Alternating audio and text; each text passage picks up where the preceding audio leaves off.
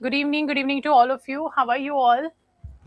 So एक बार मुझे जल्दी से बता दीजिए, is audio and video both are okay? Are we good to go?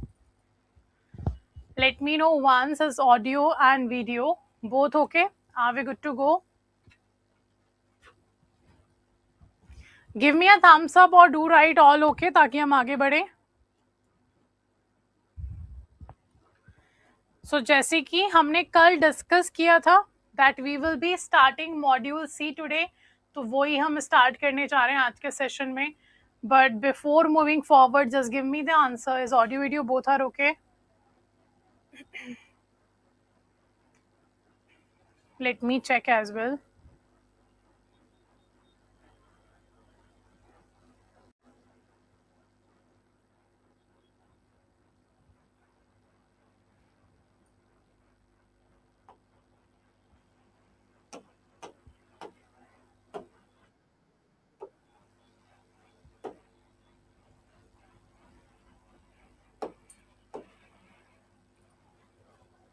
Both okay? चलिए लेट्स स्टार्ट. सो आज की क्लास में हम स्टार्ट करेंगे मॉड्यूल सी को with the unit number 20, because module C आपका स्टार्ट होता है यूनिट नंबर 20 से. तो आज का जो चैप्टर रहेगा it will be Indian financial system and overview.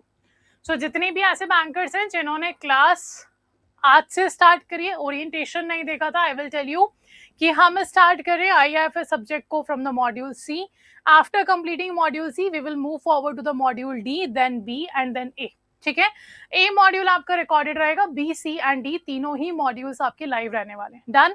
आगे बढ़ेंगे और आज का सेशन स्टार्ट करते हैं मॉड्यूल सी से. First of all do remember कि मॉड्यूल सी जो है आपका वो स्टार्ट होता है विद द यूनिट,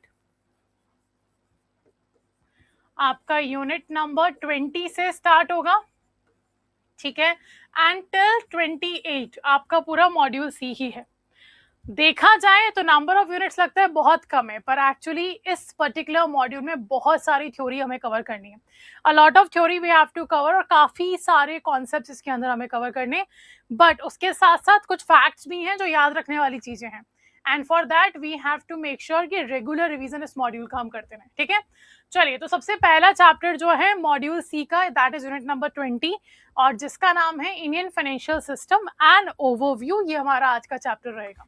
अच्छा, बिफोर मूविंग फॉरवर्ड और ये डिस्कस करने से पहले कि Indian financial system overview chapter क्या कहता है, let me know what is financial system. आप लोगों के अकॉर्डिंग फाइनेंशियल सिस्टम होता क्या है?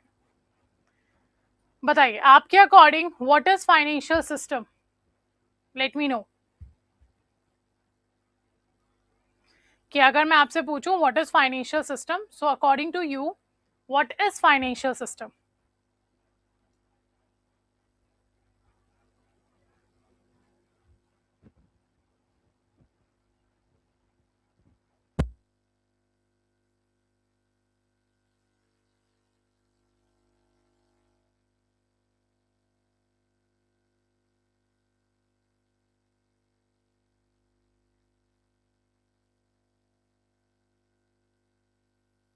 देखो, whenever we talk about the financial system, जब भी हम फाइनेंशियल सिस्टम की बात करते हैं तो what actually the financial system is. Financial system is simply a system, एक ऐसा सिस्टम जहां पे किया जा रहा है एक्सचेंज ऑफ फंड्स, है ना. A system where exchange of funds will be done, कि एक ऐसा सिस्टम जहां पे फंड्स को हम एक्सचेंज कर रहे हैं, उस सिस्टम को हम बोलते हैं फाइनेंशियल सिस्टम. अब ये फंड्स कहाँ एक्सचेंज हो रहे हैं? फंड्स एक्सचेंज हो रहे हैं among the people who have surplus money. ऐसे लोग जिनके पास सरप्लस मनी है. अब सरप्लस मनी का मतलब क्या हुआ कि वो लोग जिनके पास एक्सेस मनी है ताकि वो किसी और को लोन दे सके या किसी मार्केट में इन्वेस्टमेंट कर सके, उसको हम बोलते हैं सरप्लस मनी पार्टी. ठीक है, और ये फंड दिया जाएगा to the party who have deficient money, जिसके पास पैसे की कमी है उसको दिया जाएगा. So when it comes to financial system, क्या है financial system? Financial system simply एक ऐसा सिस्टम है जहां पे एक्सचेंज ऑफ फंड किया जा रहा है among the people who have surplus money and the people who have deficient of money. ठीक है, और ये फ्लो ऑफ फंड कहाँ जाएगा? सरप्लस से डेफिशिएंट की तरफ. पर अब कैसे पता चलेगा कि सरप्लस पार्टी है कौन? आप हर किसी पर्सन को देखो, every person is ready to say कि यार मेरे पास पैसों की कमी है, I need more money, every person is asking for more money, तो सरप्लस पार्टी है कौन? सरप्लस पार्टी का मतलब ये नहीं होता कि कोई एक ऐसी पार्टी जिसके पास लाखों करोड़ों रुपए हो, नहीं, we are not saying that. Surplus money का मतलब है कि कोई भी एक ऐसा पर्सन जिसके पास एक सर्टेन अमाउंट ऑफ मनी है, चाहे वो 50 रुपए हो, चाहे वो 100 रुपए हो, चाहे वो 10 रुपए हो, चाहे वो 10 करोड़ हो, what ever the amount of money is it is, है ना, पर वो पर्सन उस पैसे को किसी और को देने के लिए कैपेबल है, कहीं और इन्वेस्ट करने के लिए कैपेबल है, तो वो पर्सन कहलाएगा surplus money party. Clear? Let's say हम पर मंथ कमा रहे हैं 50,000 rupees after fulfilling our basic needs, हमारे पास हर महीने 5,000 रुपए सेव हो रहे हैं, तो हम सरप्लस मनी पार्टी हैं, right? We are able to spend that 5,000 rupee at some particular financial instrument, चाहे वो शेयर्स हो, बॉन्ड्स हो, डिबेंचर्स हो, गवर्नमेंट सिक्योरिटीज हो, या फिर हम उसको बैंक में डिपॉजिट करवा सकते हैं, सेविंग्स अकाउंट में, करेंट अकाउंट में, एफडी में या आरडी में, but we have certain amount of money जो इन्वेस्ट किया जा सकता है, जिसको लोन के रूप में दिया जा सकता है, ठीक है? तो वो पार्टी क्या है? Surplus money party. और वो पार्टी फंड दे रही है किसको? डेफिशिट मनी पार्टी को। डेफिशिट मनी पार्टी सिंपली वो पार्टी जिसको पैसों की जरूरत है ना? The party who needs money किसी भी पर्पस के लिए, अपने पर्सनल रीजंस के लिए हो सकता है, अपने बिजनेस को स्टार्ट करने के लिए हो सकता है, अपना लेट्स से फॉर एग्जांपल कोई शौक पूरा करने के लिए हो सकता है, but the party who needs money उसको बोलते हैं डेफिशिट मनी पार्टी। क्लियर? तो financial system simply means a system where we exchange the fund, और फंड्स कहाँ एक्सचेंज हो रहे हैं? सरप्लस मनी पार्टी से डेफिशिट मनी पार्टी की तरफ ये फंड्स एक्सचेंज होते हैं। इसी सिस्टम को हम बोलते हैं आपका फाइनेंशियल सिस्टम। डन? क्लियर? अब बात आती है कि हम कोई भी ट्रांजेक्शन ले ले, जैसे मान लीजिए अगर मैं आपसे बोलूं देयर आर टू पार्टीज, एक पार्टी है आपका टेक्स्ट बुक जिसके प्लेटफॉर्म पर आप जेआईबी की प्रिपरेशन कर रहे हैं, ठीक है, और दूसरी पार्टी हूं मान लीजिए मैं अमनजोत, जो आपका जेआईबी में IE, IFS and PPB subject का साथ आपके साथ देने वाला है, right? So definitely text book और अमनजोत दो पार्टीज हैं ये। अब मुझे बताइए, टेक्स्ट बुक एक कंपनी है, मैं एक सिंगल पर्सन हूं, so in both the parties आप किसे सरप्लस पार्टी बोलोगे, किसे डेफिशिट पार्टी बोलोगे? Out of these two parties कौन सरप्लस है और कौन डेफिशिट है? Let me know according to you.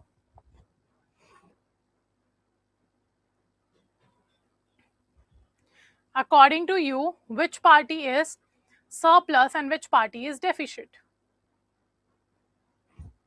Simple सा क्वेश्चन है। तो अगर देखा जाए, some are saying text book, ठीक है, क्यों? क्योंकि वो कंपनी है। That's not mandatorily correct. हो सकता है मैं सरप्लस पार्टी हूँ, डिपेंड्स कौन किसको पैसा दे रहा है। मान लीजिए इस कंपनी ने अपने शेयर्स इशू किए हैं, है ना, इस कंपनी ने अपने शेयर्स इशू करे। कोई भी कंपनी अपने शेयर्स इशू क्यों करती है? क्योंकि उसको फंड रेज करना है, इसलिए वो शेयर्स इशू करता है। तो इस कंपनी ने अपने शेयर्स इशू किए और मैं इस कंपनी के शेयर्स को परचेस कर रही हूँ। अगर मैं परचेस कर रही हूँ, इट मींस मैं पैसा दे रही हूँ किसको? टेक्स्ट बुक को। तो मैं कौन सी पार्टी हूँ? सरप्लस। और टेक्स्ट बुक क्या हो गया? Deficit party. That's very simple. तो कोई भी ट्रांजेक्शन हो, हाउ टू आइडेंटिफाई कि सरप्लस पार्टी कौन है, डेफिशिट पार्टी कौन है? Simply check the transaction is happening from there to there, है ना, कि आपका पैसा दे कौन रहा है और ले कौन रहा है। लाइक बहुत सिंपल है, पीपीपी में हम पढ़ते हैं बैंकर कस्टमर रिलेशनशिप में, डेटर क्रेडिटर, क्रेडिटर डेटर का रिलेशनशिप। तो एक में क्रेडिटर बैंक होता है, एक में क्रेडिटर कस्टमर होता है, ऑन द बेसिस ऑफ पैसा कौन दे रहा है। अगर कस्टमर अकाउंट ओपन करवा रहा है तो कस्टमर बैंक को पैसा देता है, कस्टमर क्रेडिटर हो जाता है। पर अगर बैंक कस्टमर को लोन दे रहा है तो बैंक कस्टमर को पैसा दे रहा होता है और बैंक क्रेडिटर हो जाता है। सिमिलरली सरप्लस और डेफिशिट पार्टी डिफाइंड होगी in the transaction which party is giving fund to which to whom, वो डिसाइड करेगा आपकी सरप्लस पार्टी कौन है और डेफिशिट कौन है। अगर देखा जाए तो आपकी कंट्री की गवर्नमेंट भी एक डेफिशिट पार्टी बनती है। कब? जब सरकार अपनी सिक्योरिटीज इशू करती है। सरकार अपनी सिक्योरिटी इशू करती है, पब्लिक उसको खरीदती है, तो पब्लिक सरप्लस पार्टी है, सरकार डेफिशिट इस ट्रांजेक्शन में, क्योंकि सरकार पब्लिक से पैसा ले रही है। क्लियर? तो फाइनेंशियल सिस्टम सिंपली एक ऐसा सिस्टम जहां पे एक्सचेंज ऑफ फंड किया जा रहा है among the people who have surplus money and the people who have deficit of money. अब ये ट्रांजेक्शन जो हम कर रहे हैं, ऐसा तो है नहीं कि जैसे मान लीजिए मैं डेफिशिट पार्टी हूँ तो मैं गली गली घूम रही हूँ और जाके पूछ रही हूँ आई नीड सम मनी, क्या आपके पास है, आप मुझे पैसा उधार दे दीजिए। पॉसिबल नहीं है ना ही ये पॉसिबल है कि आपके पास सरप्लस मनी और आप घर घर जाके बोल रहे हो मेरे पास एक्स्ट्रा पैसा उधार चाहिए, क्या इन्वेस्टमेंट करवाना है क्या, एक्सेट्रा एक्सेट्रा। Not possible. तो कैसे ये दोनों पार्टीज आपस में ट्रांजेक्शन कर रही हैं? सिमिलरली सिंपल सी बात है कि ट्रांजैक्शन करने के लिए दे नीड अ प्लेटफॉर्म, और वो प्लेटफॉर्म प्रोवाइड करने वाली एंटिटीज को हम बोलते हैं सिंपली फाइनेंशियल इंटरमीडियरीज। तो जो फाइनेंशियल सिस्टम है ये चल रहा है with the help of financial components, जो कि हैं 3 कंपोनेंट्स। अब देखो अगर हम बात करें फाइनेंशियल सिस्टम की, तो हमने देखा एक ऐसा सिस्टम जहां पे एक्सचेंज ऑफ फंड किया जा रहा है among the people who have surplus money and the people who have deficit of money. इसी सिस्टम में हमारे पास क्या है, कुछ फाइनेंशियल कंपोनेंट्स हैं। We have financial components. क्या है हमारे पास, फाइनेंशियल कंपोनेंट्स है जिसको यूज करके हम अपने फंड्स को एक्सचेंज करेंगे सरप्लस से डेफिसिट पार्टी में। और ये कितने कंपोनेंट्स हैं, टोटल 3 कंपोनेंट्स हैं।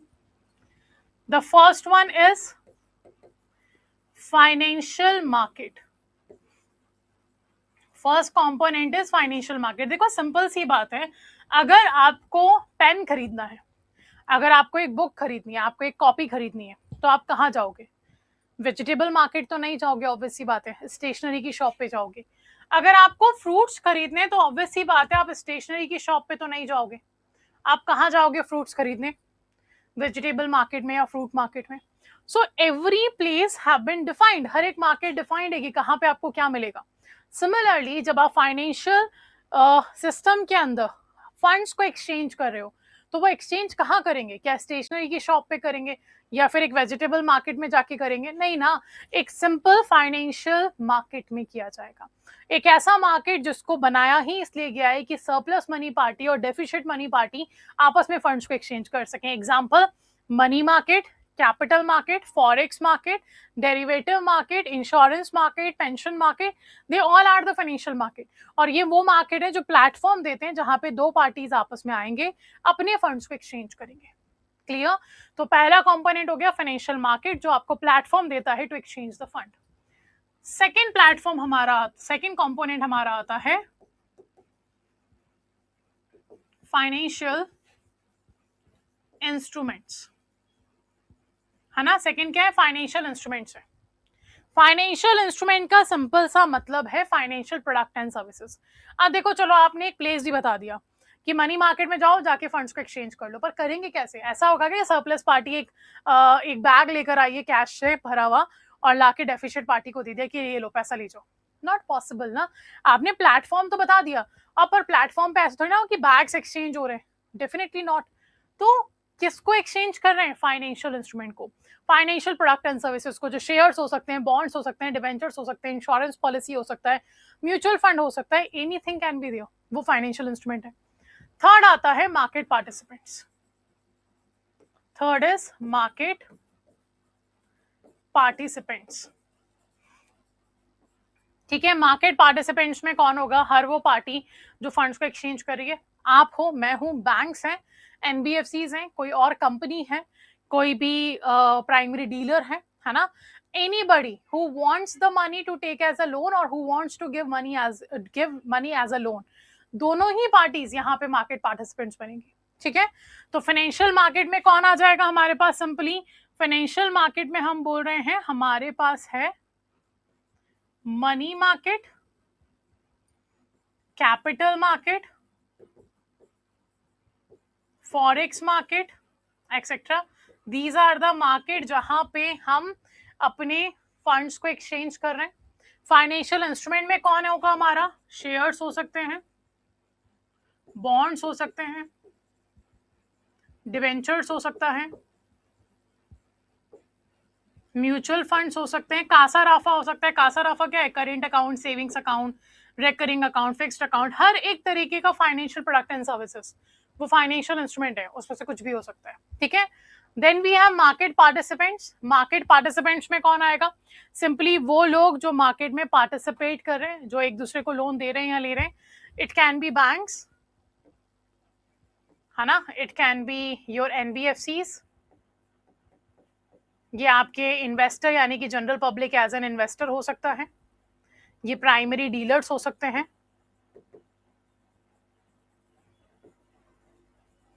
Etcetera. So this is your market participants. ठीक है। तो फाइनेंशियल सिस्टम का सिंपल सा मतलब हुआ एक ऐसा सिस्टम जहां पे फंड्स को एक्सचेंज किया जा रहा है among the people who have surplus money and the people who have deficit of money. And then financial system को चलाने के लिए हमारे पास हैं 3 फाइनेंशियल कंपोनेंट, जिसमें पहला है फाइनेंशियल मार्केट जो कि एक प्लेटफॉर्म देता है फंड्स को एक्सचेंज करने के लिए। दूसरा है फाइनेंशियल इंस्ट्रूमेंट जो कि सारे फाइनेंशियल प्रोडक्ट एंड सर्विसेज होते हैं like shares, bond, debenture, mutual fund, current account, savings account, insurance, recurring account, fixed account etcetera. And market participants वो लोग जो इस मार्केट में पार्टिसिपेट कर रहे हैं, जो एक दूसरे को पैसा दे रहे हैं या पैसा ले रहे हैं। Clear? So this is the overview of Indian financial system. ये हमारे फाइनेंशियल और इवन फाइनेंशियल सिस्टम का ओवरव्यू है। अब वो चाहे इंडिया का हो, चाहे अमेरिका का हो, चाहे चाइना का हो, चाहे रशिया का हो, doesn't matter. This is the overview of financial system. अब स्टार्ट करते हैं हमारे चैप्टर को और स्टार्ट करेंगे कि कैसे हमें इसको और अच्छे से अंडरस्टैंड करना है। तो सबसे पहले आप देखो यहाँ पे वो ही कंपोनेंट्स बताए गए फाइनेंशियल सिस्टम के। फाइनेंशियल इंटरमीडियरीज कौन है? इंटरमीडियरीज जो सरप्लस और डेफिसिट पार्टी के बीच में फंड्स को एक्सचेंज करवा रहा है, जैसे कि regulators. Who are the regulators?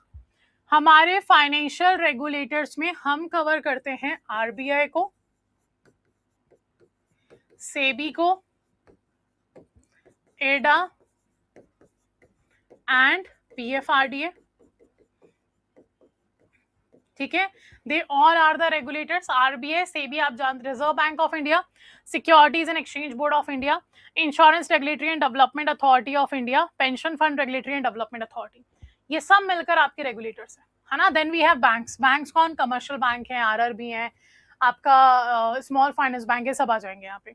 Non banking financial companies NBFCs हैं, इंश्योरेंस कंपनीज हैं, म्यूचुअल फंड्स हैं, देन पेंशन फंड से, they all are the financial intermediary. ये मीडिएटर बन के दो पार्टीज के बीच में फंड्स को एक्सचेंज करवाते हैं। ठीक है, देन अब कैसे करवा रहे हैं? फाइनेंशियल प्रोडक्ट्स के थ्रू, इंस्ट्रूमेंट के थ्रू, जिसमें एसेट प्रोडक्ट भी हैं, लाइबिलिटी प्रोडक्ट्स भी हैं, सर्विसेज भी हैं। ठीक है, then financial market, money market, forex market, capital market, insurance market, ये सारे फाइनेंशियल मार्केट है। तो फाइनेंशियल मार्केट आपको प्लेटफॉर्म देता है, फाइनेंशियल इंस्ट्रूमेंट आपको इंस्ट्रूमेंट, प्रोडक्ट और सर्विसेज प्रोवाइड करते हैं, और दीज आर द पार्टीज जो आपको फंड्स एक्सचेंज करने में एज अ मीडिएटर हेल्प करते हैं। Okay, so Indian financial system आप देखो, we have a suppliers of fund and demanders of fund.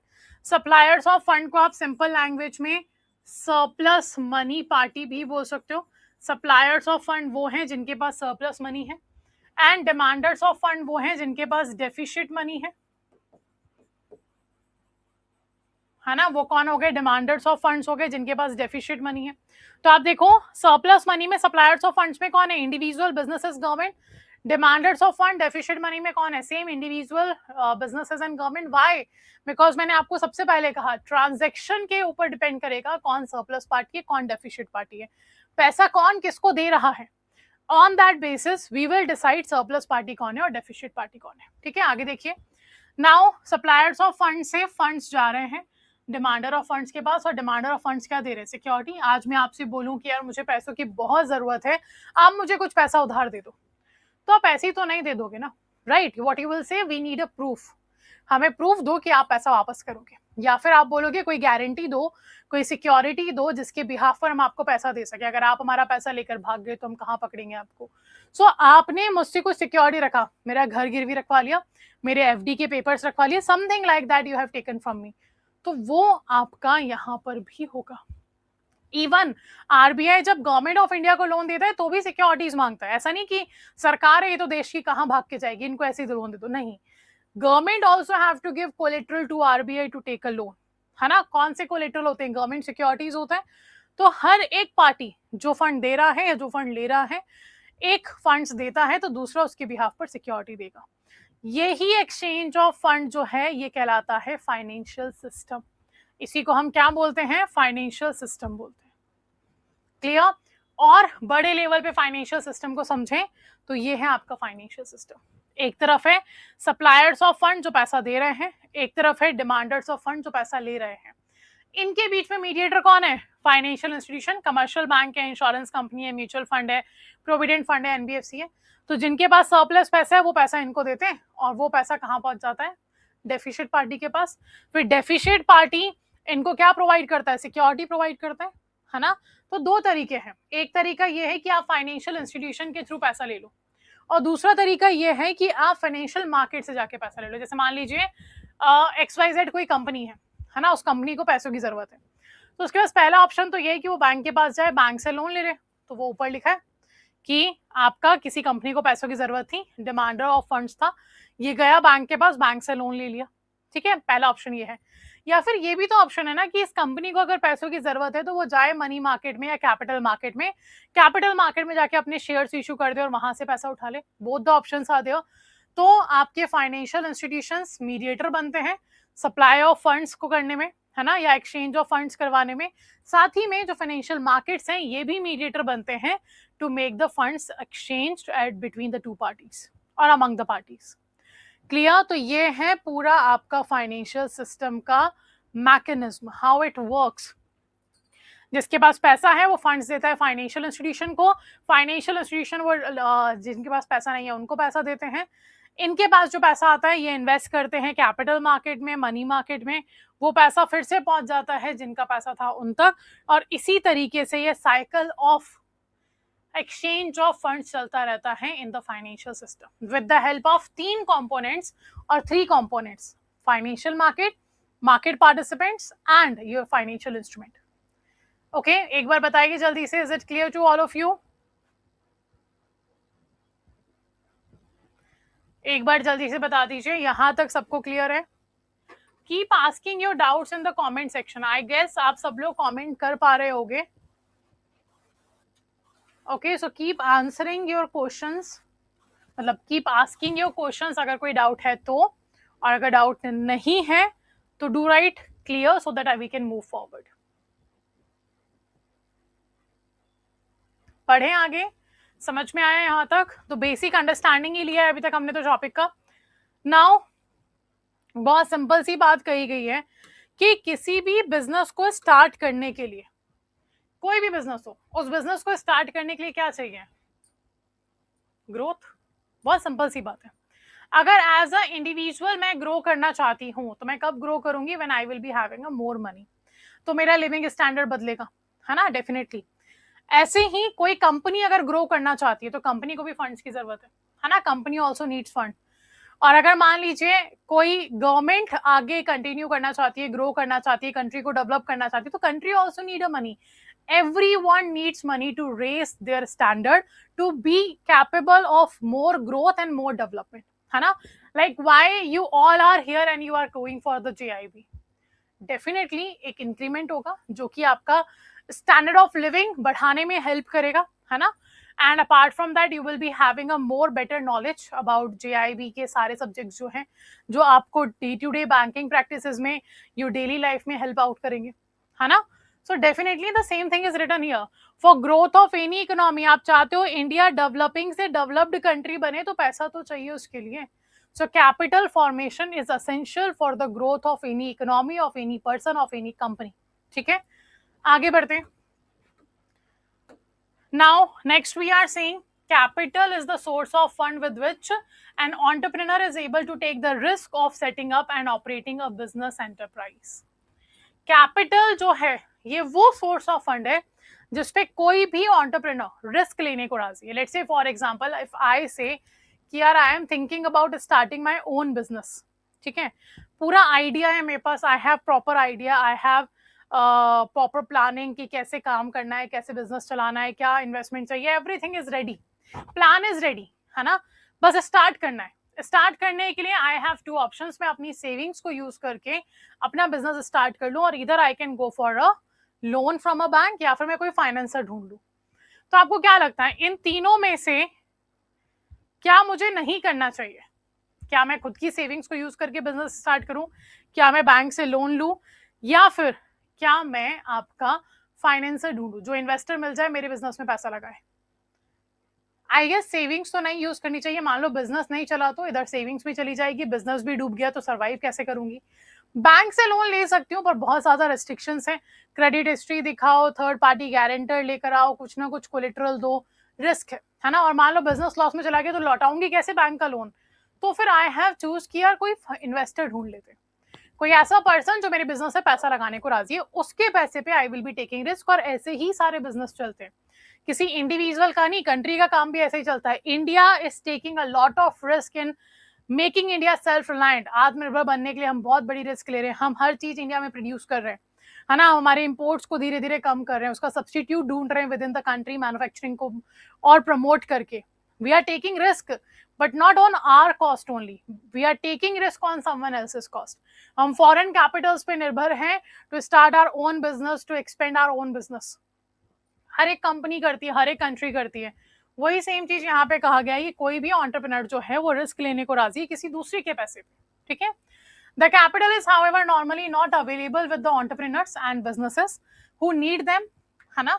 The capital is available instead with the person with wealth who have savings. जिसको पैसों की जरूरत होती है उसके पास पैसा नहीं होता, बहुत कॉमन सी चीज है, राइट। वी कैन से जिसको जो चाहिए वही नहीं मिल रहा है ना, डेफिनेटली। तो वही सेम चीज है यहाँ पे कि जिसको पैसों की जरूरत है, दैट्स द पर्सन जो एंटरप्रेन्योर है। उसको पैसा चाहिए पर उसके पास ही पैसा नहीं है। पैसा है किसके पास? पैसा अवेलेबल है उन लोगों के पास जिन्होंने सेविंग्स करी है। अब वो चाहे सेविंग्स 100 रुपए की हो, 500 रुपए की हो, 1000 की हो या 1000 करोड़ की हो, doesn't matter. So these person with wealth howsoever little it may, ये लोग जिनके पास वेल्थ है, हम लोग हैं, हमारे पास एक सेविंग्स है, मेरा एक सेविंग्स अकाउंट है जिसमें 10,000 रुपए रखे मान लीजिए, तो I am the person with surplus money. मैं कैपेबल हूं, फिलहाल इस पोजीशन पे हूं कि मैं वो 10,000 रुपए किसी और को दे सकती हूँ, राइट। सो वो पर्सन जिसके पास वेल्थ है, चाहे वो कितना भी छोटा अमाउंट हो, they needs to be able to make the wealth available with entrepreneurs, है ना, who can invest the savings made available to them. जो क्या करेंगे, अपने पैसा किसी ऐसे एंटरप्रेन्योर को दे रहा है जो उस पैसे को इन्वेस्ट करेगा और स्टार्ट करेगा अपने बिजनेस को।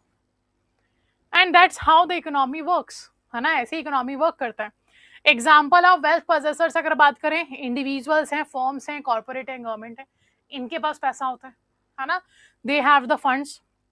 और जो वेल्थ है, wealth must therefore flow from the pockets of surplus to the pockets of deficit.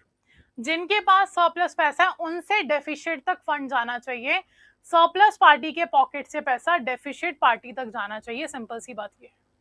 So it is for that purpose the financial and banking systems are required. और इसी पर्पस के लिए तो हमें फाइनेंशियल और बैंकिंग सिस्टम चाहिए।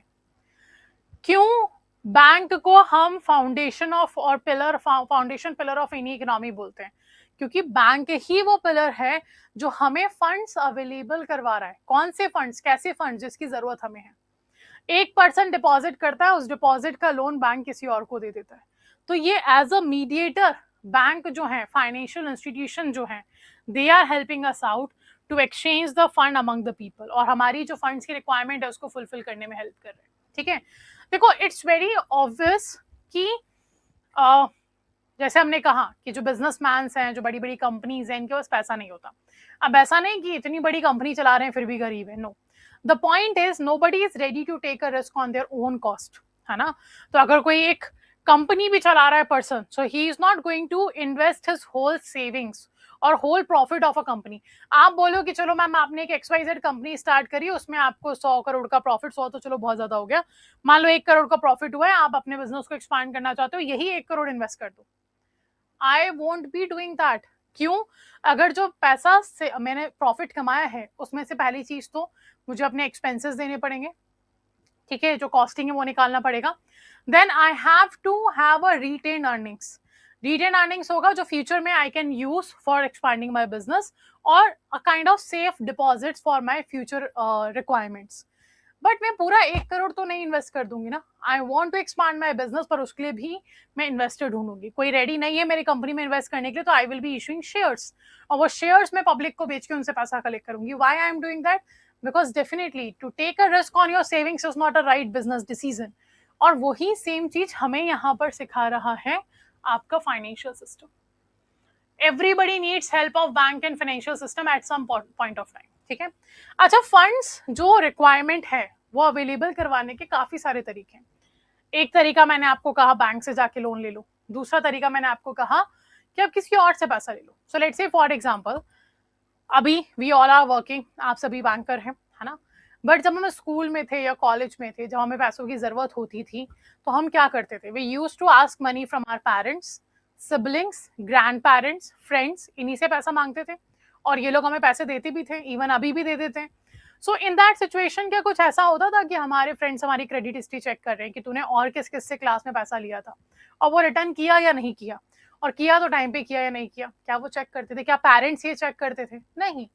But अगर वही पैसा मैं बैंक से लोन लेने जाती हूँ, तो बैंक में क्रेडिट हिस्ट्री भी चेक करेगा, पर्पस ऑफ लोन भी चेक करेगा, सोर्स ऑफ इनकम भी चेक करेगा, गारंटर भी मांगेगा, थर्ड पार्टी गारंटी जो होती है हमारी, इसके अलावा कोलेट्रल भी मांगेगा। और अगर टाइमली मैंने वो पैसा रिटर्न नहीं किया तो पेनल्टीज भी लगाएगा, हो सकता है मुझे डिफॉल्टर भी घोषित कर दे। ये दो तरीके हो गए ना। इन्हीं दो तरीकों पे हमारे फाइनेंशियल सिस्टम डिवाइडेड है। So there are two types of financial system, है ना। दो बेसिक टाइप्स है फाइनेंशियल सिस्टम के। पहला टाइप है हमारा informal financial system and the second type is formal financial system. Formal and informal financial system are the two types of the financial system in the country. Clear? अब कैसे पता चलेगा formal और informal का मतलब क्या है? ये वही है जो हमने कल यूट्यूब पे पढ़ा था सेक्टर्स ऑफ इंडियन इकोनॉमी में. आई होप आप लोग सेशंस देख रहे होंगे. नहीं देख रहे हो तो देखना स्टार्ट करिएगा. We are practicing there as well. तो हमें क्या करना है? Simply we have to system. Financial system में फॉर्मल भी है, इनफॉर्मल भी है. फॉर्मल को आप ऑर्गेनाइज भी बोल सकते हो, इनफॉर्मल को आप अनऑर्गेनाइज भी बोल सकते हो. कैसे डिफाइन करें इसको हम? तो इसको हम डिफाइन करेंगे on the basis of having rules, regulation, restrictions और regulatory body, और not having rules, regulation, restrictions और regulatory body. जब हमारे पेरेंट्स से लोन ले रहे थे, लोन नहीं फंड्स ले रहे थे, हम बोलते हैं सिबलिंग से ले रहे थे या फ्रेंड से ले रहे थे, तो वहां पे कोई टर्म्स एंड कंडीशंस नहीं थी, वहां पे कोई प्रोसीजर नहीं था, वहां पे कोई क्राइटेरिया नहीं था. बिना किसी क्राइटेरिया के, बिना किसी प्रोसीजर के, बिना किसी रूल्स एंड रेगुलेशंस के we were able to get the funds. ये था इनफॉर्मल फाइनेंशियल सिस्टम, जहां पे कोई रूल्स, रेगुलेशन, रेस्ट्रिक्शंस नहीं है. देन आता है फॉर्मल सिस्टम, जहां पे रूल्स भी हैं, रेगुलेशंस भी हैं, रेस्ट्रिक्शंस भी हैं, और वो रेगुलेटरी बॉडी भी है जो ये सब हम प्रोवाइड करते हैं. That is formal financial system. तो जो बैंक्स हमें लोन दे रहे हैं, एनबीएफसीज दे रहे हैं, माइक्रो फाइनेंस इंस्टीट्यूशन दे रहे हैं, they all are the formal financial system, because इनको रेगुलेट करने वाला कोई है जो इनको रूल्स, रेगुलेशन, रेस्ट्रिक्शन सब बता रहा है और ये हमारे ऊपर एप्लीकेबल कर रहे हैं. बट इनफॉर्मल कौन होगा? मनी लैंडर, साहूकार, है ना. आप अपने साहूकार से पैसा ले रहे हो, मनी लैंडर जिसको हम बोल रहे हैं, फ्रेंड से पैसा ले रहे हो, कलीग से पैसा ले रहे हो, वो सब आपका इनफॉर्मल फाइनेंशियल सिस्टम में आता है. So there are two formal and informal financial system. और क्या है मैंने आपको बता दिया. चलिए, इनफॉर्मल फाइनेंशियल सिस्टम का एग्जांपल देखो. इंडिविजुअल मनी लेंडर्स हैं, ये ट्रेडर्स भी हो सकते हैं, रिलेटिव्स भी हो सकते हैं, नेबर्स भी हो सकते हैं. ग्रुप ऑफ पर्संस जो कि ऑपरेट कर रहे हैं as an association of fund and funds, ये भी आपका इनफॉर्मल है. देन पार्टनरशिप फॉर्म जो कंसिस्ट करता है लोकल ब्रोकर्स हैं, प्रॉन ब्रोकर्स हैं, नॉन बैंक फाइनेंशियल इंटरमीडियरीज हैं, like such as finance, investment, chit fund companies. Then apart from that ये सब हमारे इनफॉर्मल फाइनेंशियल सिस्टम के एग्जांपल हैं. इनफॉर्मल होने के बावजूद भी, है ना, इनफॉर्मल है मीन्स अनरेगुलेटेड है, मीन्स कोई रूल्स रेगुलेशन नहीं है. वो होने के बावजूद भी अगर हम अर्लियर डेज की बात करें तो यही वो सेक्शन ऑफ फाइनेंशियल सिस्टम है जो बहुत इंपॉर्टेंट था, है ना. कहाँ पे? In the rural and lesser developed geographies, क्योंकि उस टाइम पे बैंक्स हर किसी को लोन नहीं दे रहे थे, और जिस क्राइटेरिया पे बैंक लोन दे रहे थे हर कोई उस क्राइटेरिया को फुलफिल करने के लिए कैपेबल भी नहीं था. तो ये सारी चीजें चेक करने के बाद वी हैव सीन कि कुछ ऐसे लोग हैं जो बिना किसी रेस्ट्रिक्शन के लोन दे रहे हैं, बिना किसी रूल्स रेगुलेशंस के लोन दे रहे हैं, और उन्हीं के पास मैक्सिमम रिक्वायरमेंट ऑफ क्रेडिट आता था, और इन्होंने काफी need of countries financial requirement को फुलफिल किया है. सो डेफिनेटली ये इनफॉर्मल है, अनरेगुलेटेड है, कोई रेगुलेटरी बॉडी इनका नहीं है, but still they were very important source of funding in earlier days. Okay, चलिए, ये जो पूरा इमेज आपको दिख रहा है यहाँ पे, ये पूरा आपका इंडियन फाइनेंशियल सिस्टम है ना. This is the whole Indian financial system, जिसमें फॉर्मल इनफॉर्मल दोनों हम पढ़ेंगे. इसको मैं दिखाऊंगी after the completion of formal system. चलिए, फॉर्मल फाइनेंशियल सिस्टम देख लो क्या है. Formal financial sector on the other hand is characterized by the presence of an organized institutional regulated system. Organized institutional regulated system के presence में जो financial system है वो फॉर्मल है.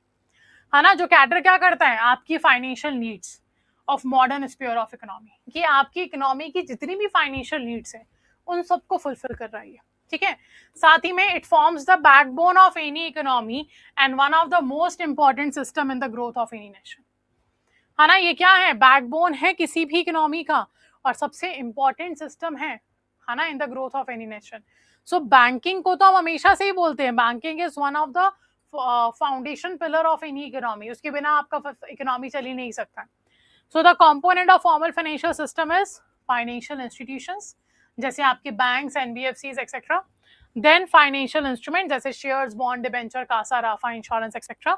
जैसे financial market, money market, capital market, forex market, derivative market etcetera. तो ये तीनों ही कंपोनेंट है आपके फॉर्मल फाइनेंशियल सिस्टम की, जो अभी थोड़ी देर पहले मैंने आपको बताया था, ठीक है। तो याद रखिएगा, formal financial system simply means the financial system जहां पे एक रेगुलेटरी बॉडी है जो rules, regulations and restrictions create कर रहा है एंड उनको एप्लीकेबल कर रहा है हर एक पार्टिसिपेंट के ऊपर, ठीक है। इनफॉर्मल फाइनेंशियल सिस्टम वो है जहां पे कोई रेगुलेटरी बॉडी नहीं है, जिसके कोई रूल्स, रेगुलेशंस या रेस्ट्रिक्शंस नहीं है और जो किसी भी तरीके से इम्पैक्ट नहीं कर रहा है आपके रिक्वायरमेंट्स ऑफ फंड को। क्लियर? तो ये है हमारे दो types of financial system. Financial institution में आप देख सकते हो ये कैटर करते हैं to the entities who possess wealth, on the other hand they cater to those entrepreneurs and businesses who require the wealth in the form of capital for their investments। तो financial institutions क्या हैं, ये वो institutions हैं जो एक तरफ surplus party से डिपॉजिट लेते हैं और उसी डिपॉजिट का लोन डेफिशिएंट पार्टी को दे देते हैं, इन्हीं को हम बोलते हैं फाइनेंशियल इंस्टीट्यूशन, है ना। They are called as what, they are called as a financial institution. चलिए एग्जाम्पल आप देखो, फाइनेंशियल रेगुलेटर्स हैं जिसमें आपका आरबीआई, सेबी, एडा सब आ जाता है। चलो मैं यहाँ पे एग्जाम्पल्स भी लिख देती हूँ। तो फाइनेंशियल रेगुलेटर्स में हमारा RBI, securities and exchange board of India, SEBI, insurance regulatory and development authority of India, IRDA, pension fund regulatory development authority, PFRD. These are the regulatory bodies, ठीक है। फिर कमर्शियल एंड कोऑपरेटिव बैंक तो आपको पता ही है, PNB है, SBI है, axis bank है, आपका अर्बन कोऑपरेटिव बैंक है, प्राइमरी क्रेडिट सोसाइटीज है, डिस्ट्रिक्ट सेंट्रल कोऑपरेटिव बैंक है, सब आ जाएंगे। NBFCs, non banking financial companies, Muthoot finance है, बजाज फाइनेंस है, वो सब आ जाएंगे। डेवलपमेंट फाइनेंशियल इंस्टीट्यूशन आपके पास है नाबार्ड, ठीक है, वी हैव सिडबी, हमारे पास है एग्जिम बैंक, हमारे पास है NHB and the fifth one जो सबसे लेटेस्ट है वो है NaBFID. These are the development financial institution जो हमारे पास है। देन इंश्योरेंस कंपनी आप जानते हो, एलआईसी हो, जीआईसी हो, इंश्योरेंस कंपनी हो, इंश्योरेंस ब्रोकर हो गए, म्यूचुअल फंड्स हैं, pension funds, they all are the part of formal financial system. ये सब फॉर्मल फाइनेंशियल सिस्टम के वो इंस्टीट्यूशंस हैं जो हेल्प कर रहे हैं एक से पैसा लेकर दूसरे को देने में, है ना, यानी कि एक्सचेंज ऑफ फंड करवाने में हेल्प कर रहे हैं। फाइनेंशियल इंस्टीट्यूशन को आप इन दो तरीके से भी डिवाइड कर सकते हो, ये पेपर में पूछा गया है पहले भी काफी बार, तो I am marking it as important, है ना, इसके ऊपर क्वेश्चंस आए हैं, that's why I am marking it as an important, इसको याद रखना है। चलिए दो तरीके से और फाइनेंशियल इंस्टीट्यूशन को डिफाइन करने के बहुत सारे तरीके हैं। एक तो वो जो अभी हमने देखा है ना कि अलग अलग सेक्टर में अलग अलग फाइनेंशियल इंस्टीट्यूशन है, दूसरा ये जो आपके सामने है जिसको दो टाइप में डिवाइड किया गया, दैट इज बैंकिंग इंस्टीट्यूशन जिसको हम डिपॉजिटरी इंस्टीट्यूशन भी बोलते हैं, और second is non banking institution जिसको हम नॉन डिपॉजिटरी इंस्टीट्यूशन भी बोलते हैं। डिपॉजिटरी बोलो, नॉन डिपॉजिटरी बोलो, बैंकिंग बोलो, नॉन बैंकिंग बोलो, ये दो टाइप है।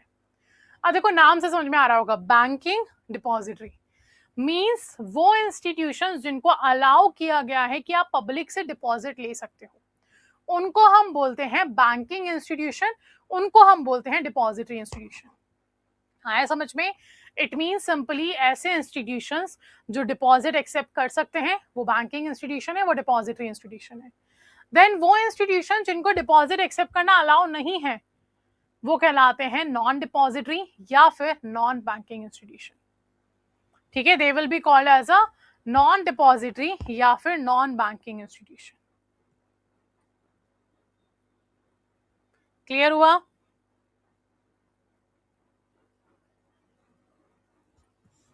चलिए आगे बढ़ते हैं। देखो, banking institution, this includes banks and other credit unions which collect money from public. Public से पैसा एक्सेप्ट कर रहे हैं, कलेक्ट कर रहे हैं मनी, है ना, अगेंस्ट व्हाट? इंटरेस्ट। अब डिपॉजिट ले रहे हो तो इंटरेस्ट तो देना ही पड़ेगा। Provided on deposits made and lend that money to the ones in need. Like what is banking?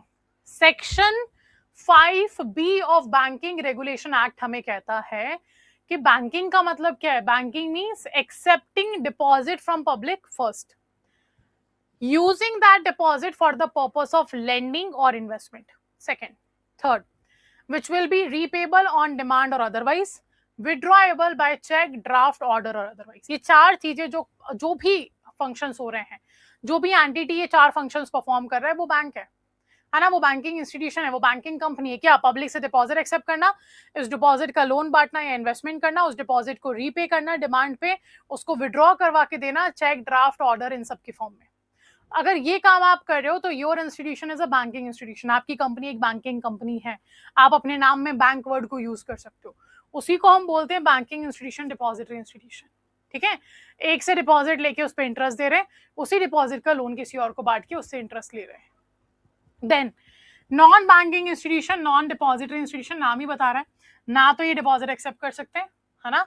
So like देखो, इंश्योरेंस कंपनीज हैं, म्यूचुअल फंड्स हैं, ब्रोकरेज कंपनीज हैं, ये सब इसी कैटेगरी में आते हैं।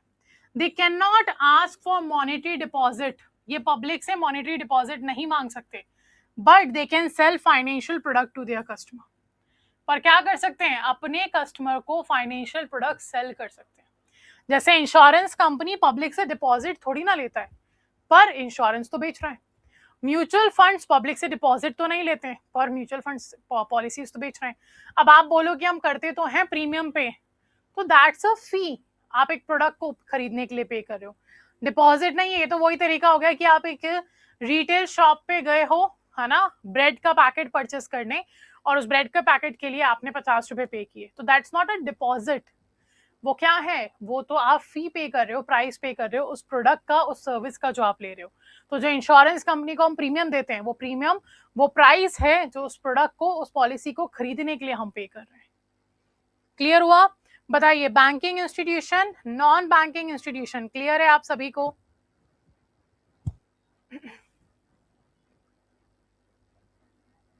एक बार जल्दी से बता दीजिए।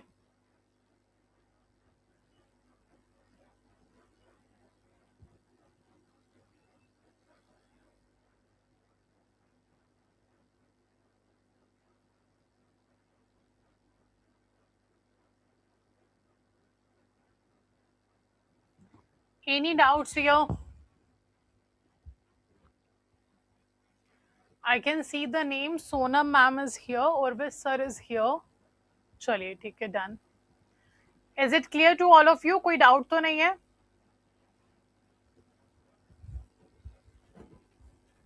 सी, बैंकिंग एंड नॉन बैंकिंग पता होना चाहिए, ये पूछा जाता है।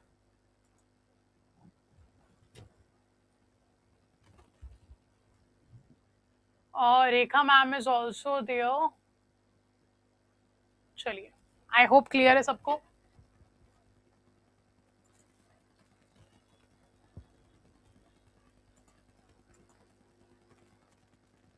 क्लियर टू ऑल, ठीक है। चलिए आगे बढ़ते हैं।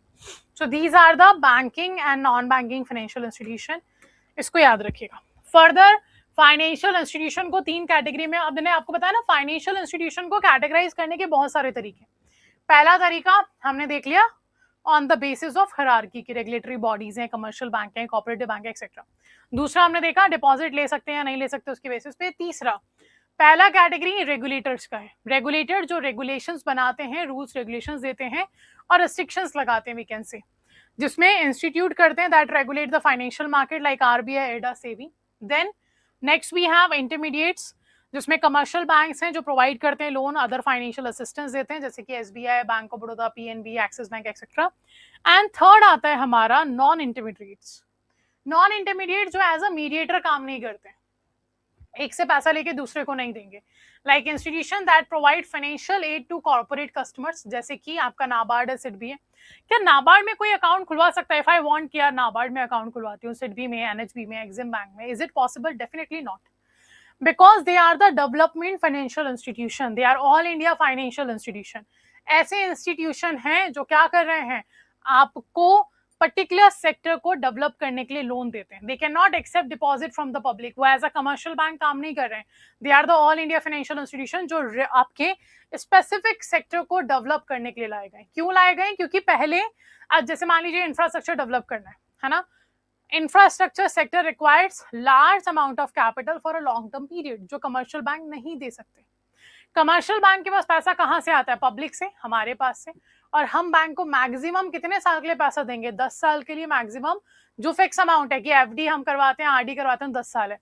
सेविंग्स अकाउंट का तो कोई गारंटी नहीं है, हो सकता है 1 दिन में निकालूं, हो सकता है 10 दिन में निकालूं, हो सकता है 20 साल तक ना निकालूं मैं पैसा। बट स्टिल बैंक के पास जो डिपॉजिट होते हैं वो शॉर्ट और मीडियम टर्म के लिए होते हैं, है ना। उसके बाद कस्टमर वो पैसा मांग लेता है। तो कमर्शियल बैंक तो लॉन्ग टर्म के लिए पब्लिक का डिपॉजिट नहीं दे सकते थे इंफ्रास्ट्रक्चर डेवलपमेंट के लिए। तो फिर आरबीआई को कहा कि कुछ ऐसे इंस्टीट्यूशन बनाओ जो पब्लिक को जो इंफ्रास्ट्रक्चर को फंड्स अवेलेबल करवा सके लॉन्ग टर्म के लिए और लार्ज कैपिटल के फॉर्म में। इसीलिए आरबीआई ने डेवलपमेंट फाइनेंशियल इंस्टीट्यूशन बनाए। NABARD agriculture and rural development के लिए देता है, सिडबी स्मॉल इंडस्ट्रीज के लिए देता है, एनएचबी हाउसिंग के लिए फंड देता है, एक्सिम एक्सपोर्ट इंपोर्ट के लिए देता है, और नैफेड इंफ्रास्ट्रक्चर डेवलपमेंट के लिए देता है। So they all are the development financial institution जो नॉन इंटरमीडियरी की तरह काम करते हैं, जो एक से पैसा लेके दूसरे को देने का काम नहीं करते। They actually develop the specific sectors of the country. ठीक है, तो रेगुलेटर्स में आपके चारों रेगुलेटर्स आ जाएंगे, who regulates the markets. Then intermediaries जो एक से पैसा लेके दूसरे को देते हैं, मीडिएटर का काम करते हैं। देन नॉन इंटरमीडियरीज जिसमें आपका NABARD, SIDBI, Exim etcetera. Okay, do make sure कोई भी डाउट हो तो बीच में पूछते रहो, ऐसे शांत नहीं रहना है। चलिए, फाइनेंशियल इंस्ट्रूमेंट्स क्या होते हैं? मैंने अभी आपको बताया था फाइनेंशियल इंस्ट्रूमेंट का सिंपल सा मतलब है all the financial product and services जो इंक्लूड करते हैं instruments on the asset as well as on the liability side, है ना। फाइनेंशियल इंस्ट्रूमेंट, हर एक कंपनी, हर एक बिजनेस की कुछ एसेट्स होती हैं, कुछ लाइबिलिटीज होती हैं। जैसे अगर मैं बैंक की बात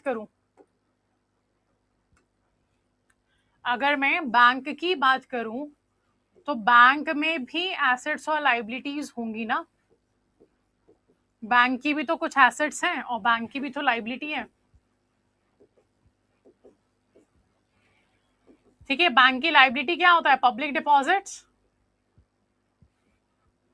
बैंक की लाइबिलिटी हम किसे बोलते हैं? Public deposit. जो भी पैसा पब्लिक डिपॉजिट करवा रही है बैंक के पास, वो बैंक की लाइबिलिटी है। और डिपॉजिट कितने टाइप के होते हैं आपके? सिंपली 2। एक होता है डिमांड डिपॉजिट जिसमें कासा आता है, एक होता है टाइम डिपॉजिट जिसको आप टर्म डिपॉजिट के नाम से भी जानते हो, जिसमें राफा होता है।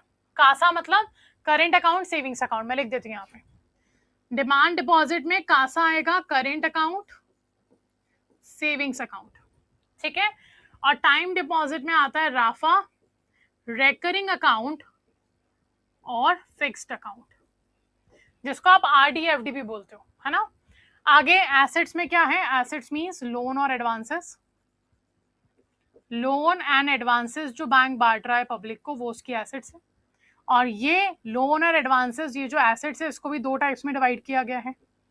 एक है हमारी स्टैंडर्ड एसेट और दूसरे हमारा नॉन परफॉर्मिंग एसेट, एनपीए जिसको हम बोलते हैं।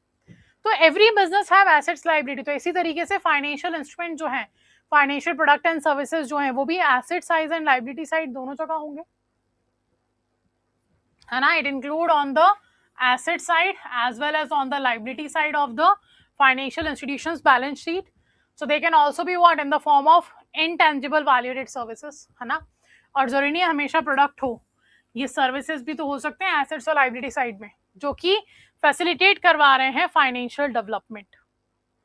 ओके, जैसे कि एग्जांपल्स के फॉर्म में आप देखो, financial instrument on the asset side of balance sheet include loans and advances, investments, placements, derivatives etcetera. Asset sides means what? Asset means something which belongs to you, जो आपका है, आपके पास एसेट है, आपकी अथॉरिटी में रहेगा, है ना, व्हिच बिलोंग्स टू यू। तो बैंक जो लोन और एडवांसेस पब्लिक को दे रहा है, it belongs to bank, public उसको वापस करेगी। इन्वेस्टमेंट जितने भी हैं, प्लेसमेंट जो भी हैं, डेरिवेटिव्स जो भी हो रहे हैं, ये सब बैंक्स को बिलोंग करता है। That's why it stays on the asset side of a bank's balance sheet. Then liability side क्या होगा? Liability means which you have to pay, है ना, जो आपको लौटाना है। तो financial instrument on liability side of the balance sheet include deposits, public का डिपॉजिट तो लौटाना पड़ेगा। Money accepted from customer for remittance, किसी ने आपको बोला लो ये पैसा यूएसए के इस अकाउंट में ट्रांसफर कर दो, तो करना ही पड़ेगा, अपने पास तो नहीं रख सकते। इंश्योरेंस पॉलिसीज के फंड्स देने पड़ेंगे, म्यूचुअल फंड यूनिट्स देनी पड़ेंगी, है ना। एंड कॉन्ट्रीब्यूशन जो रिसीव हुआ है from building up a corpus for payment of pension, है ना, पेंशन पेमेंट जो रिसीव हुआ है वो भी देना पड़ेगा। So asset size means which belongs to the banks, liability means which bank have to pay। यही दोनों मिलाकर आपके फाइनेंशियल इंस्ट्रूमेंट्स बने हैं, है ना, जिसको हम फाइनेंशियल प्रोडक्ट एंड सर्विसेज भी बोलते हैं। Okay, then what is financial market? Simply एक ऐसी जगह जो कि आपको एक प्लेटफॉर्म दे रहा है to exchange the funds among the people who have surplus money and deficit money. जैसे कि मैंने आपको कहा, if I have to buy this pen, मैं स्टेशनरी की शॉप पर ही जाऊंगी, है ना। If I want to purchase laptop, तो ऐसा नहीं कि मैं ऑटोमोबाइल में घुस जाऊंगी, no, definitely not. So every market have their specification जिसके लिए हम वहां जाते हैं, जिसके लिए वो जाने जाते हैं। Similarly financial market is a market where buyers and sellers trade what? They can trade money. आप पैसे का ट्रेड कर लो, आप कमोडिटी को ट्रेड कर लो, आप फाइनेंशियल सिक्योरिटीज को ट्रेड कर लो, आप फॉरेन एक्सचेंज को ट्रेड कर लो, आप डेरिवेटिव्स को ट्रेड करो। Anything can be traded in the market. Market में आप फ्रूट्स भी बेच रहे हो, वेजिटेबल्स भी बेच रहे हो, ऑटोमोबाइल्स भी बेच रहे हो, इलेक्ट्रॉनिक प्रोडक्ट्स भी बेच रहे हो, फाइनेंशियल प्रोडक्ट भी बेच रहे हो, everything is available to sell in the market. Depends आप कौन से मार्केट में जा रहे हो, है ना। तो वैसे ही अगर आप फाइनेंशियल मार्केट में जाते हो तो आप मनी की ट्रेड करते हो, आप फाइनेंशियल सिक्योरिटीज की ट्रेड करते हो, आप फॉरेन एक्सचेंज की ट्रेड करते हो, आप डेरिवेटिव्स की ट्रेड करते हो, वो भी कैसे? एक लो कॉस्ट में, ठीक है। And at the prices that are determined by the forces of demand and supply. ये याद रखिएगा, ये जो डिमांड एंड सप्लाई है, वन सेकेंड, ये जो डिमांड एंड सप्लाई है इसको हम बोलते हैं मार्केट फोर्सेस। किसी भी प्रोडक्ट का प्राइस जो है, चाहे वो ये पेन हो, चाहे वो ये वॉच हो, चाहे वो ये टी शर्ट हो, चाहे वो ये इयररिंग्स हो, ये लैपटॉप हो, ये लाइट्स हो, ये स्क्रीन हो, व्हाटएवर इट इज, चाहे वो शेयर हो, बॉन्ड्स हो, आपके बैंक का चेक हो, डिमांड ड्राफ्ट हो, एनीथिंग इट इज, हर किसी प्रोडक्ट का, कमोडिटी का, फाइनेंशियल इंस्ट्रूमेंट का प्राइस मार्केट फोर्सेस पे डिपेंडेंट है। और मार्केट फोर्सेस क्या है? Demand and supply, right. Every financial product, services, anything और फिजिकल गुड्स और एनीथिंग, हर किसी का प्राइस मार्केट फोर्सेस पे डिपेंड करता है। इवन आपकी एक्सचेंज रेट का भी $1 इक्वल्स टू 80 रुपीज होगा या $1 इक्वल्स टू 100 रुपीज पहुंच जाएगा। It also depends on the demand and supply of your currency in international market. तो हर किसी का प्राइसिंग मार्केट फोर्सेस पे डिपेंड करता है। और मार्केट फोर्सेस क्या है? Demand and supply. और कैसे डिसाइड होता है? देखो, जब भी डिमांड ज्यादा होगी सप्लाई से तो प्राइसेस बढ़ेंगे, जब डिमांड कम होगी सप्लाई से तो प्राइसेस गिरेंगे। अगर डिमांड और सप्लाई कांस्टेंट हो गए, है ना, इन दैट सिचुएशन आपका प्राइस स्टेबल रहेंगे। ओके और हमेशा याद रखना है कि जो market forces and demand and supply, इनमें होता है inverse relation, opposite relation. Demand is always indirectly proportionate to supply और इनवर्सली रिलेटेड टू सप्लाई, है ना। दोनों एक दूसरे के अपोजिट है, तभी एक बढ़ रहा है तो दूसरा कम हो रहा है। क्लियर? तो ये होता है financial market. An example of financial markets are written here. Money market है, we have foreign exchange market, capital market and insurance market. Money market को रेगुलेट करता है आरबीआई, फॉरेक्स मार्केट को रेगुलेट करता है आरबीआई, कैपिटल मार्केट को regulate करता है सेबी, ओके, इंश्योरेंस मार्केट को रेगुलेट करता है IRDA. These are the regulatory bodies of financial market और ये सभी हमारे क्या हैं? फाइनेंशियल मार्केट्स हैं। क्लियर? तो ये हमने कवर कर लिया फॉर्मल फाइनेंशियल सिस्टम को। इसके आगे हमारे आएंगे phases of development of financial system, पर इसको हम कवर करेंगे नेक्स्ट क्लास में। आज हम वापस चलते हैं उस इमेज के ऊपर जिसकी बात हम कर रहे थे, इस इमेज के ऊपर, है ना। ये आपका इमेज है, व्हाट हैपेंड। हाँ, अब देखो इसको मैं जूम करती हूँ। ये इमेज आपको बात कर रहा है इंडियन फाइनेंशियल सिस्टम की। इंडियन फाइनेंशियल सिस्टम में सबसे पहले हम फॉर्मल फाइनेंशियल सिस्टम की बात कर रहे हैं। फॉर्मल फाइनेंशियल सिस्टम मींस एक ऐसा सिस्टम जिसको रेगुलेट कर रहा है कोई ना कोई रेगुलेटरी बॉडी। तो इस फॉर्मल फाइनेंशियल सिस्टम में सबसे पहले रेगुलेटर्स आ गए, आरबीआई, सेबी, इडा, पीएफआरडीए। फिर फाइनेंशियल इंस्टीट्यूशंस आए जो एज अ मीडिएटर काम करते हैं, जैसे बैंकिंग इंस्टीट्यूशन आपके शेड्यूल कमर्शियल बैंक है ना, ये सब आ जाएंगे। एनबीएफसीज हो गए आपके, म्यूचुअल फंड्स हो गए, इंश्योरेंस कंपनीज हो गए, ये सब आपके इंटरमीडिएटरीज हैं, एज अ मीडिएटर काम करते हैं। थर्ड आते हैं फाइनेंशियल मार्केट। फाइनेंशियल मार्केट में आपके पास कैपिटल मार्केट है, मनी मार्केट है, ठीक है। देन फाइनेंशियल मार्केट के बाद थर्ड आते हैं फाइनेंशियल इंस्ट्रूमेंट्स, जो कि short term, long term, medium term भी होते हैं, जो प्राइमरी और सेकेंडरी भी होते हैं, है ना। फाइनेंशियल इंस्ट्रूमेंट में सारे प्रोडक्ट्स हमने ऐड करें। फाइनेंशियल इंस्ट्रूमेंट में सर्विसेज भी होती हैं, जो hire purchase, leasing, merchant banking, factoring, forfaiting, credit rating etcetera, ये सारी सर्विसेज हैं। क्लियर? ये पूरा स्लाइड जो आपके सामने है, ये पूरी इमेज जो आपके सामने है, ठीक है, this is your whole module D. जितने टर्म्स यहाँ पे लिखे हैं, इन सभी टर्म्स को हम मॉड्यूल डी में इन डिटेल में पढ़ेंगे। ये इमेज सिर्फ एक ओवरव्यू है फॉर्मल फाइनेंशियल सिस्टम का, पर ये पूरा formal financial system in detail हमें पढ़ना है कहाँ पे, मॉड्यूल डी के अंदर, ठीक है। तो इसको सिर्फ आपको चेक करना है एक बार, याद करने की, रटने की जरूरत नहीं है। Do not try to mug up the things, try to understand the things. ये पूरा चार्ट मॉड्यूल डी खत्म करते ही, सी और डी दोनों खत्म करते ही पूरा चार्ट ऑटोमेटिकली आपको याद हो जाएगा, है ना। तो अभी से इसको रटने की जरूरत नहीं है। जस्ट ये देखो फाइनेंशियल कंपोनेंट जो मैंने आपको पढ़ाए हैं, पहला फाइनेंशियल मार्केट्स, है ना, दूसरा फाइनेंशियल इंस्ट्रूमेंट्स, और तीसरा फाइनेंशियल इंस्ट्रूमेंट्स, और तीसरा मार्केट पार्टिसिपेंट्स। वो ही सब यहाँ पे डिफाइन किया गया है in the formal financial system. हम किसकी बात कर रहे हैं? हम बात कर रहे हैं यहाँ पे फॉर्मल फाइनेंशियल सिस्टम की, और इनफॉर्मल में तो मनी लेंडर्स एंड ऑल है ही सही, ठीक है। तो इस पूरी स्लाइड को एक बार रिवाइज करिएगा अच्छे से। रिवाइज करने के बाद कोई भी डाउट हो तो late me no in the next class, ठीक है। और अभी कोई डाउट है तो अभी डाउट पूछ लीजिए, and if there is no doubt just write clear, ताकि हम क्लास को एंड कर सके। बताइए, एनी डाउट्स आते हो?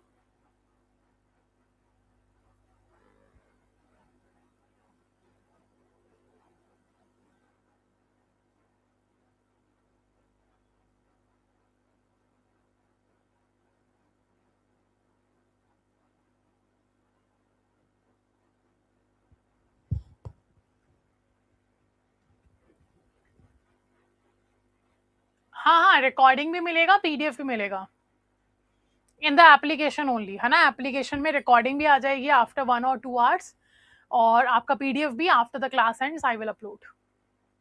Okay, don't worry. No, WhatsApp group अभी नहीं है, एक टेलीग्राम ग्रुप हमने बनाया है जिसका link I will share with you, है ना। कल वाली क्लास में I will share the link with all of you, Telegram channel का,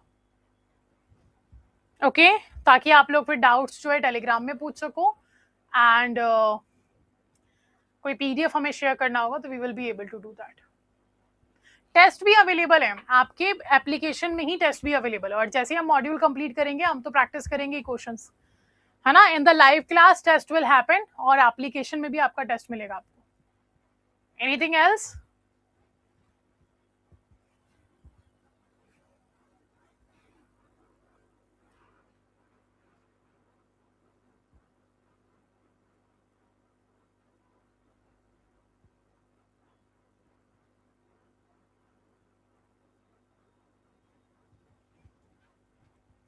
डन। चलो, तो मिलते हैं कल at the same time with the next part of this chapter, है ना, जहां पे हम कवर करेंगे हमारे मेनली फेजेस को। जो नेक्स्ट आएगा हमारा, it will B phases of development of financial system, कि कैसे फाइनेंशियल सिस्टम डेवलप हुआ है वो हम डिस्कस करेंगे. Okay, so that's all for today. Thank you all for joining this class. Good night to all of you. See you tomorrow at the same time. Take care everyone.